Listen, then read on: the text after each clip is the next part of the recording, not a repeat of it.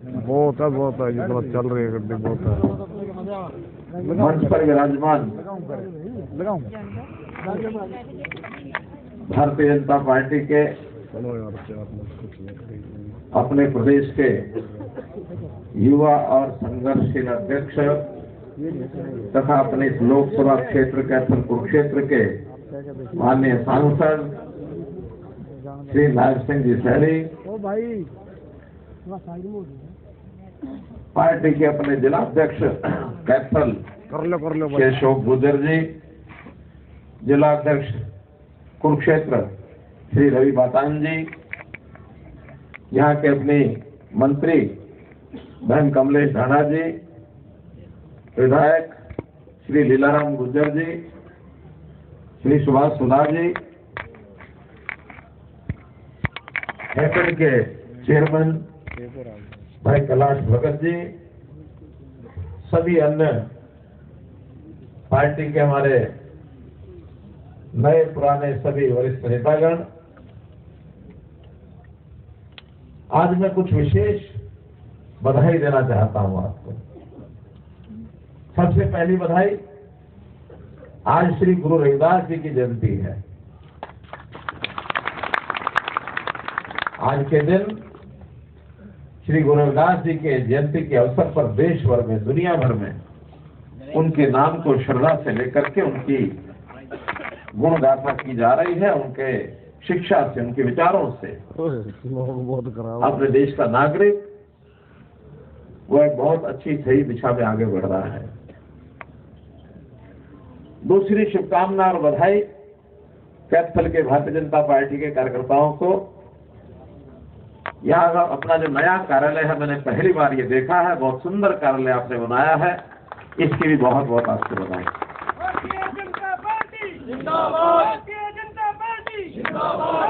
जी को जय श्री राम। और आज का ये अवसर ऐसे बंधुओं के लिए विशेष अभिनंदन का अवसर है जिन्होंने किसी भी अन्य पार्टी को छोड़ करके, चाहे वो कांग्रेस हो, चाहे वो इनेलो हो, आम आदमी पार्टी हो या अन्य सामाजिक संस्थाएं अथवा व्यावसायिक संस्थाएं, वहां से आकर के और भारतीय जनता पार्टी के झंडे को बुलंद करने के लिए आज संकल्प लिया है। मैं ऐसे सब बंधुओं का भी हार्दिक अभिनंदन करता हूं, स्वागत करता हूं। हमारे बीच में हर प्रकार के लोगों ने आज ज्वाइन की है, चाहे हमारे रिटायर्ड डीजीपी हैं, चाहे हमारे स्वामी जी हैं, चाहे हमारे व्यापार जगत के पुरोधा हैं। इनके साथ अकेले नहीं बल्कि बड़ी संख्या में समर्थकों ने भी आज पार्टी ज्वाइन की है। अब ये भारतीय जनता पार्टी है। भारतीय जनता पार्टी आज मैं दावे के साथ कह सकता हूं कि विश्व की, भारत की केवल नहीं, पूरी दुनिया की सबसे बड़ी लोकतांत्रिक पार्टी है, सबसे बड़ी लोकतांत्रिक पार्टी। भारतीय जनता पार्टी नरेंद्र मोदी अमर सत्ता। मनोहर जी को जय श्री राम। मनोहर जी को जय श्री राम। इस पार्टी का विचार वैसे तो सन 1951 में शुरू हो गया था, जब देश आजाद हुआ था। उस आजादी के समय कांग्रेस नाम का जो संगठन था, जिन्होंने आजादी में अपनी भूमिका निभाई थी, अच्छे श्रेष्ठ नेता उस समय कांग्रेस में होते थे। महात्मा गांधी जी भी कांग्रेस में थे, लोकमान्य तिलक भी कांग्रेस में थे, सरदार वल्लभ भाई पटेल भी कांग्रेस में थे। कितने नाम गिने जा सकते हैं। उस समय गांधी जी ने एक अच्छा विचार दिया था अपने लोगों को उस समय, कि कांग्रेस का एक उद्देश्य था देश को आजाद कराने तक अपनी भूमिका निभाना। केवल उन्होंने नहीं, और भी बहुत लोगों ने देश को आजाद कराने में अपनी भूमिका निभाई, चाहे वो नरम दल के लोग थे, गरम दल के लोग थे। सुभाष चंद्र बोस जैसे लोगों ने भी एक सेना बनाई, आजाद हिंद फौज। अंग्रेज को यहां से भगाया। अब जिस भी कारण से वो गए हो, जिस भी कारण से आजादी मिली हो, लेकिन गांधी जी ने कहा था कि कांग्रेस का अब लक्ष्य पूरा हो चुका है, अब कांग्रेस को समाप्त कर देना चाहिए। उस समय विचार उनका दूसरा था कि देश अब आजाद हो गया है, बड़ी जनता है, इनको विचार करने के लिए मौका मिलना चाहिए कि कौन अच्छे प्रकार से शासन को चला सकता है। लेकिन कांग्रेस में कुछ लीडर ऐसे भी थे कि हम ऐसे कैसे छोड़ दें, सत्ता की लालसा भी थी, नहीं सत्ता तो हम ही चलाएंगे। तो कांग्रेस को बरकरार रखा, और जो गांधी जी के दिमाग में एक शंका थी वही पूरी होती नजर आई कि एक परिवार ने देश के ऊपर कब्जा कर लिया, और परिवार ने कब्जा छोड़ा नहीं। जब अत्याचार बढ़ाए उन्होंने 1977 में देश के ऊपर आपातकालीन जैसा एक काला अध्याय ये लिखा गया, तो जनता जागरूक हुई और जनता ने कांग्रेस को उखाड़ फेंका। पहली बार 1977 में, और कांग्रेस की बिना दूसरी सरकार जनता दल नाम से बनी, जनता पार्टी नाम से। तब देश के लोगों को विश्वास हुआ कि सरकारें अपने वोट के साथ बदली भी जा सकती हैं, वरना उससे पहले तो सरकार माने कांग्रेस, कांग्रेस माने सरकार। पुराने लोगों को पता होगा उस समय कोलगेट से दांत साफ करते थे, कोलगेट की ट्यूब आती थी, तो पेस्ट और कोलगेट एक ही नाम था। आप किराना की दुकान पर जाओ, उसको को पेस्ट दे दो, वो कोलगेट की अपनी ट्यूब दे देता था। कोलगेट दे दो तो कोलगेट देता ही था। पेस्ट यानी कोलगेट, और कुछ नहीं होता था। आज जब लोगों को पता लगा कि पेस्ट तो एक आइटम है, उसके ब्रांड तो कई है, अब ब्रांड का नाम बताना पड़ता है। पेस्ट जाके मांगोगे तो दुकानदार कुछ नहीं देगा, वो कहेगा कौन सी पेस्ट, उसका ब्रांड, तब आपको देगा। ऐसे ही 1970 में लोगों को लगा कि कांग्रेस, सरकार का नाम कांग्रेस नहीं है, कांग्रेस एक पार्टी है, अलग से भी पार्टियां हैं। जनता पार्टी में भी वो जो जनसंघ बना था 1951 के अंदर, मैं बता रहा था कि क्यों बनाया गया था। इसलिए बनाया था, गांधी जी की बात उस समय नहीं चली, लेकिन कुछ लोगों ने विचार किया कि कांग्रेस अकेली एक पार्टी है जो सत्ता को ले गई, कल को इस पार्टी के ऊपर भी काबू पाने के लिए एक मजबूत विपक्ष होना चाहिए। तो एक मजबूत विपक्ष के लिए जनसंघ बना था, और जनसंघ का विचार उसमें शुरू हुआ। 77 में आके कुछ लोग शासन में आए, देश की जनता को कैसे अलग से शासन का प्रकार दिया जा सकता, तब वो शुरू हुआ। और उसके बाद कई कारणों से जनता पार्टी भी टूटी, फिर ये भारतीय जनता पार्टी 1980 में बनी। 80 का जो काल है वो भारतीय जनता पार्टी के जन्म का काल है, 6 अप्रैल को। और उसके बाद भी घटनाक्रम बदलते चले गए। भारतीय जनता पार्टी 2 लोकसभा के सांसद हो 1984 में सफर शुरू किया। जनसंघ के तो पहली बार 3 आ गए थे देश में, लेकिन भारतीय जनता पार्टी के 2 ही आए। विचार धीरे धीरे पनपता है जनता में, लेकिन भारतीय जनता पार्टी के विचार के बारे में मैं कह सकता हूं कि ये विचार ऐसा है, या तो किसी के दिमाग में आता नहीं है, थोड़ा मुश्किल विचार है, बहुत सोच समझ के आना पड़ता है। और अगर संयोग से किसी के दिमाग में भारतीय जनता पार्टी का विचार बैठ जाए तो कोई जोर लगा ले, वो बाहर निकलता नहीं। भारतीय जनता पार्टी जिंदाबाद, जिंदाबाद, जिंदाबाद। क्योंकि यह एक विचार है, बाकी किसी पार्टी के मन में विचार नहीं है। उनके यहाँ सत्ता का एक लालच है, सत्ता मिल जाए, ये इनके प्रकार कैसे भी इधर से लाओ उधर से लाओ, कहीं की ईंट कहीं का रोड़ा, भानुमती का कुनबा जोड़ा, बन गई पार्टी, हो गया राज। ये कांग्रेस भी करती रही है, बाकी सब पार्टियां भी यही करती रही हैं। विचारधारा नाम से कुछ नहीं आया आज तक, लेकिन भारतीय जनता पार्टी ने अपने विचार को धीरे धीरे बढ़ाते बढ़ाते वो जो 1984 की 2 सांसदों की पार्टी आज देश की सबसे ज्यादा विधायक और सांसद रखने वाली पार्टी भारतीय जनता पार्टी, जिसके 303 सांसद इस पिछली लोकसभा में थे। मोदी सरकार,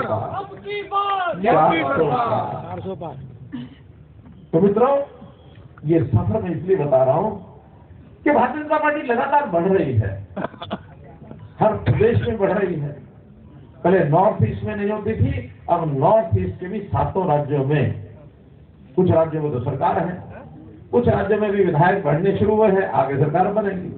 दक्षिण में भी सब प्रदेशों में सांसद विधायक तो है ही, और सरकार भी कई जगह बनी है। कर्नाटक में सरकार बनी है।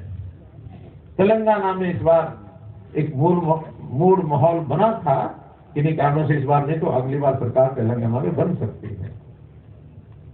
मध्य भारत में, पश्चिम भारत में, उत्तर भारत में सब जगह भारतीय जनता पार्टी की सरकार है। सबसे ज्यादा आज 17 प्रदेशों में भारतीय जनता पार्टी की सरकार आज भी है। भारतीय जनता पार्टी जिंदाबाद।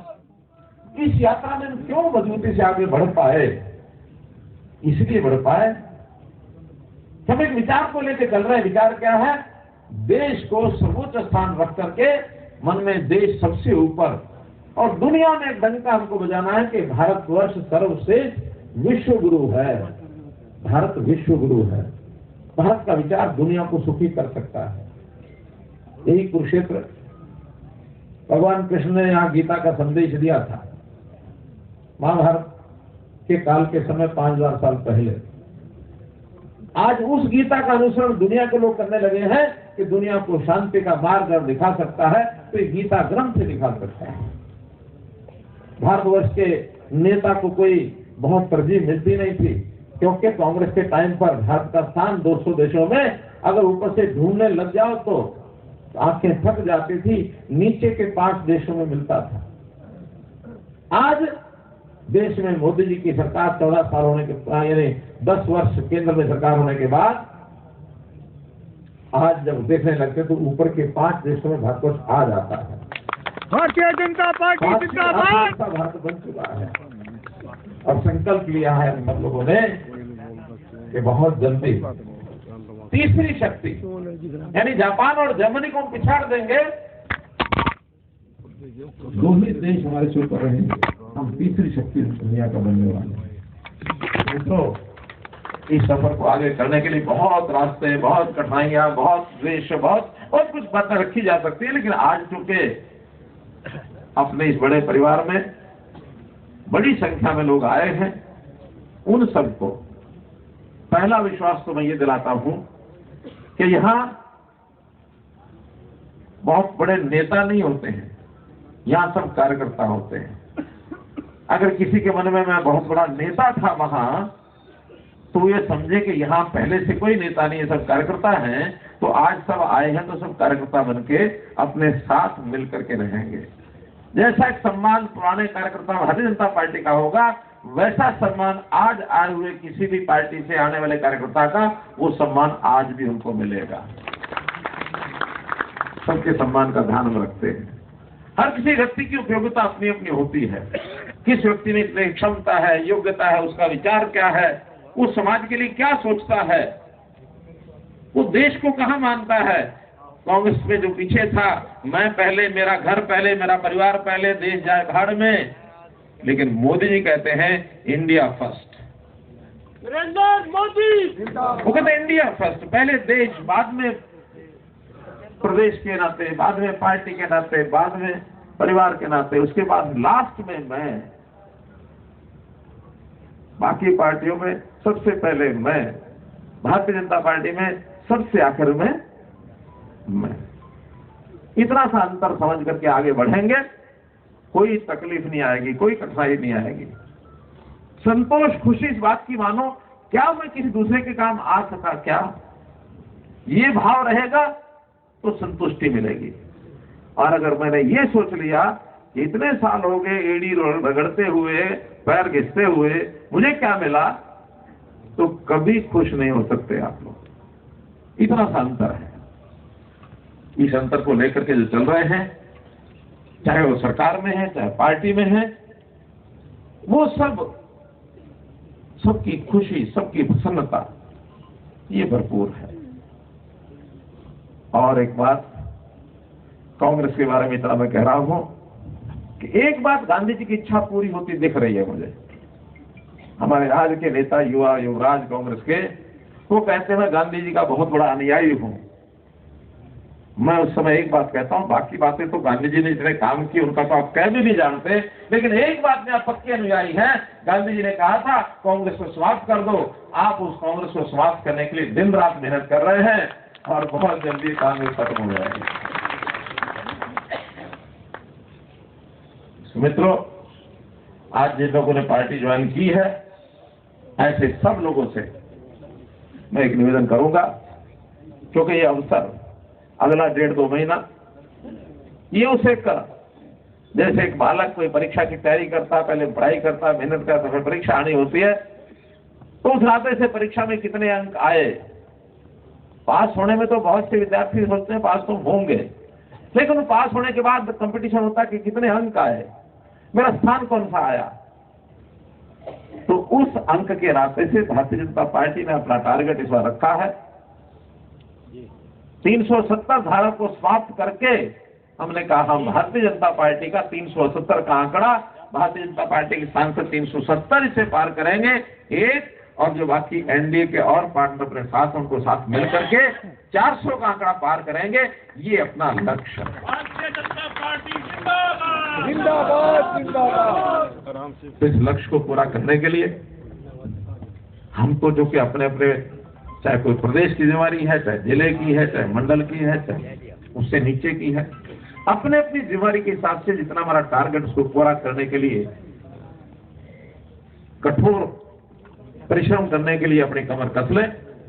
क्योंकि अब चुनाव लोकसभा का कभी भी 10 मार्च के आसपास घोषणा हो सकती है, और जब इस प्रकार की स्थिति होती है तो सत्ता के उल्टी गिनती शुरू हो गई, और जब उल्टी गिनती शुरू होती है तो अपने काम की स्पीड हमको बढ़ानी है। चाहे भारतीय जनता पार्टी के पुराने कार्यकर्ता हों, चाहे लोग आज शामिल हुए हैं, कंधे से कंधा मिला करके अपने जिम्मे जो काम लगे उस काम को करने के लिए, अपना लक्ष्य का पूर्ति करने के लिए आगे बढ़े। आपका बहुत बहुत धन्यवाद, बहुत बहुत आभार। बहुत बहुत धन्यवाद हमारे मुख्यमंत्री जी का, जिन्होंने हम सबको आज बताया कि हम सब ने कार्यकर्ता के रूप में भारतीय जनता पार्टी में काम करना है। और इसके बाद हमारा यहाँ पर आदरणीय अध्यक्ष जी ने सांसद खेल प्रतियोगिता का एक बहुत बड़ा आयोजन किया हुआ है, जिसमें 3 टीमें जो जीत चुकी हैं उनका आज फाइनल मैच होना है। तो यहाँ पर जितने भी हमारे कार्यकर्ता बंधु वरिष्ठ साथी यहाँ पर बैठे हैं, मैं आप सबसे प्रार्थना करूंगी कि हम यहाँ से सब सीधे सांसद खेल प्रतियोगिता देखने के लिए चलेंगे। वहाँ पर हमारे आदरणीय मुख्यमंत्री जी भी रहेंगे, तो आप सभी को मैं उस प्रतियोगिता के लिए आमंत्रित करती हूँ।